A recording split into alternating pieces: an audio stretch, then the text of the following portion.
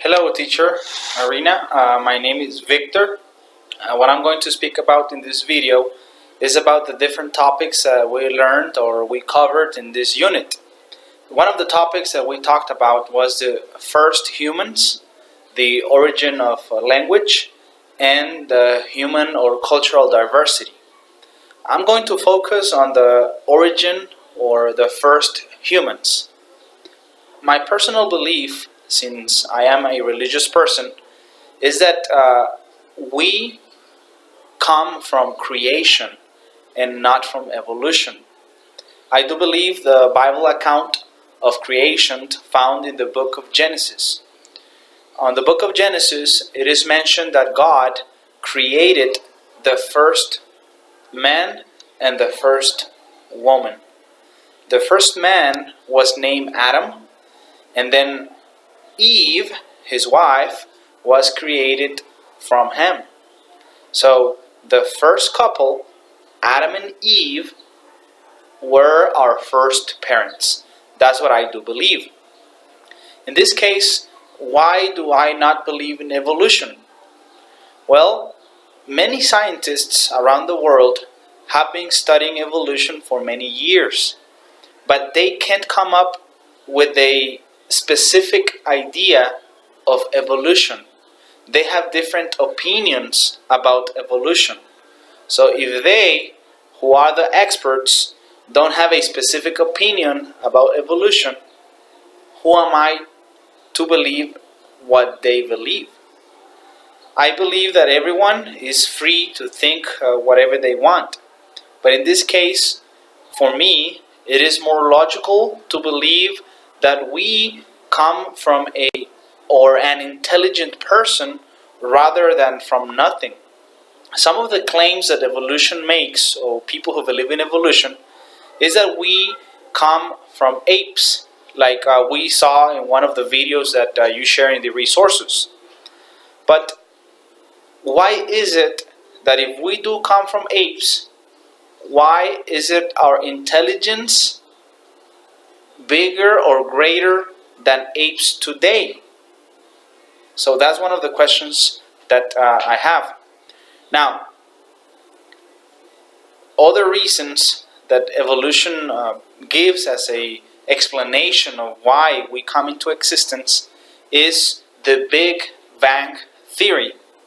Evolution is a theory, and the Big Bang is a theory.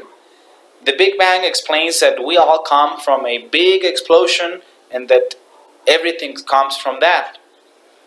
But is it more logical to think that we come from nothing, or that we come from an intelligent person, an intelligent being? For me, personally, I believe that we come from an intelligent person. Everything seems to be in a great order. If we think about the human being, for example, all of the organs that we have are on its specific place. How are doctors able to make a surgery on a person? For example, if they want to make a heart surgery, they won't be looking up here because they know that the heart is within this space. So everything is in its order. The heart, the lungs, the bones, each part of the body, it's necessary for life. Even what helps me understand this better, if we are walking in a big desert, in a dry desert, and then we find a house in the middle of nowhere, we open the door of that house and we see a fridge, and we see a bed, and we see clothes, and we see food on the bridge. What will we think about that house? Will we think that it was just there for no reason? That no one created it, or no one constructed or built the house? It's not logical. We would think that someone lived there, correct? So in this case, Earth is like that house. In the middle of the big space, it's like a big desert. We find Earth with food, with water, with clothing for us, with everything we need so we can have a good life. So in this case, who put earth there? Is it possible that it just appeared out of nowhere?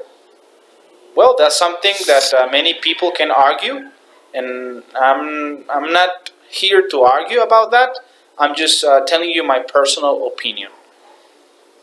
I do believe God created us, and that God's name, according to the Bible account, is Jehovah God. He's the creator of all things. That's what I do believe, teacher. Thanks for giving us this homework and to express our opinion on the topics that we learned on unit number 1. Thank you very much.